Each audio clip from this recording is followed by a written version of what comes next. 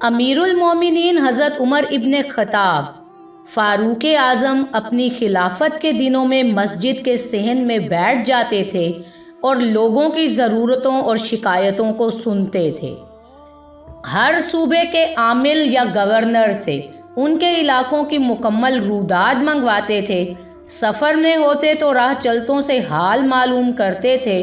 رات کو مدینہ منورہ کی گلی کوچوں اور بازاروں میں گشت لگا کر وہاں کے رہنے والوں کی خبر گیری کرتے تھے۔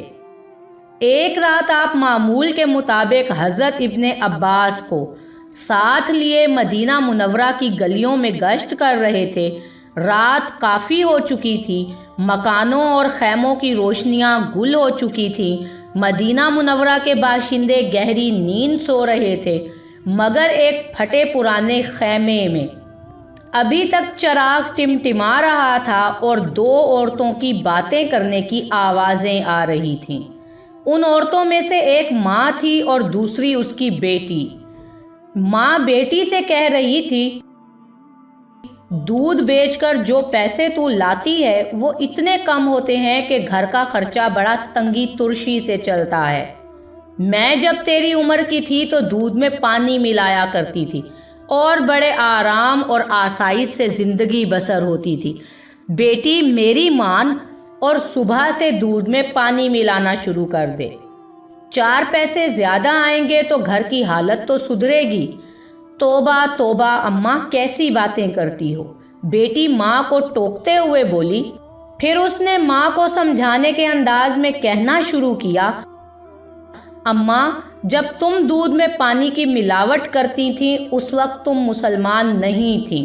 الحمدللہ اب ہم مسلمان ہیں، لہٰذا ہم دودھ میں پانی نہیں ملا سکتے۔ ماں بولی، آخر اس میں حرج ہی کیا ہے؟ دودھ میں پانی ملانے سے اسلام پر کون سی آنچ آتی ہے؟ اماں، کیا ہو گیا ہے تمہیں؟ کیا تم بھول گئی ہو کہ ہمارے خلیفہ حضرت عمر کی ہدایت ہے کہ دودھ میں پانی قطعی نہ ملایا جائے؟ بیٹی نے ذرا سخت لہجے میں کہا۔ ماں نے جواب دیا، اری نیک بخت، کیا خلیفہ نہیں جانتے کہ ہم جیسے غریب اگر دودھ میں پانی ملا کر نہ بیچیں گے تو دونوں وقت کی روٹی کیسے حاصل کریں گے؟ اماں میری، اس طرح حاصل کی ہوئی روٹی حلال رزق نہیں ہوتا۔ میں مسلمان ہوں اور کوئی ایسا کام نہیں کروں گی جو خلیفہ کی ہدایت کے خلاف ہو اور اسلامی تعلیمات کے منافی ہو۔ بیٹی نے اپنا فیصلہ سنا دیا۔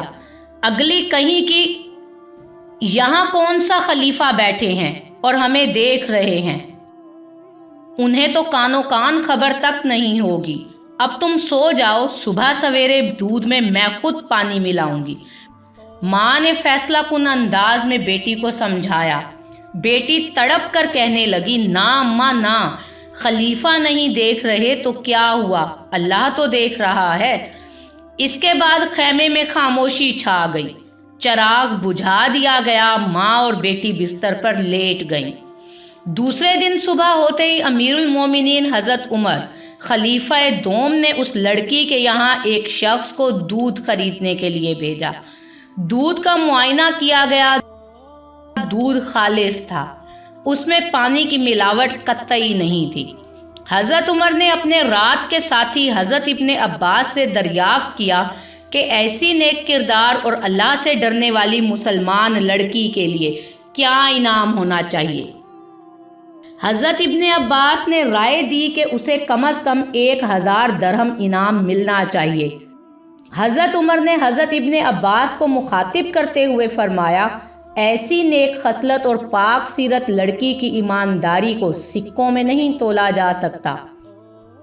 میں تو اس لڑکی کو ایسا انعام دینا چاہتا ہوں جو اس کے شایان شان ہو۔ ماں اور بیٹی کو دربار خلافت میں طلب کیا گیا۔ رات کا واقعہ دہرایا گیا۔ ماں کے چہرے پر تو ہوائیاں اڑنے لگیں اور بیٹی کا چہرہ صداقت کے نور سے جگمگا اٹھا۔ حضرت عمر نے لڑکی کو مخاطب کرتے ہوئے کہا، اسلام کو تم جیسی بیٹیوں کی ضرورت ہے۔ مسلمانوں کا خلیفہ ہونے کی حیثیت سے میری خواہش ہے کہ میں تمہیں اپنی بیٹی بنا لوں۔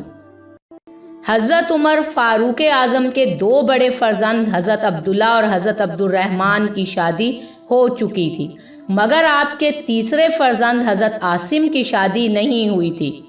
حضرت عاصم قداور اور حسین شخصیت کے مالک تھے، اپنے وقت کے اچھے شاعر تھے، عالم تھے اور اسلامی اخلاق اور سیرت کا نمونہ تھے، لہٰذا اس پاک باز لڑکی کا نکاح ان سے کر دیا گیا۔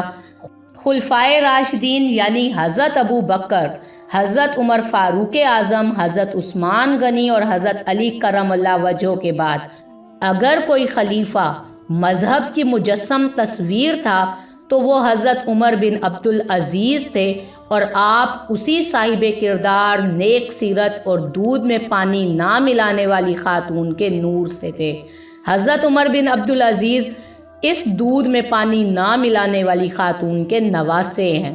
آج ہم مسلمانوں کو ایک مرتبہ پھر اپنی اسی تاریخ کو دہرانے کی ضرورت ہے تاکہ ہم بھی کامیابیوں کی منازل کو تیزی سے طے کر سکیں اور دین اور دنیا دونوں کو اپنی سنوار سکیں۔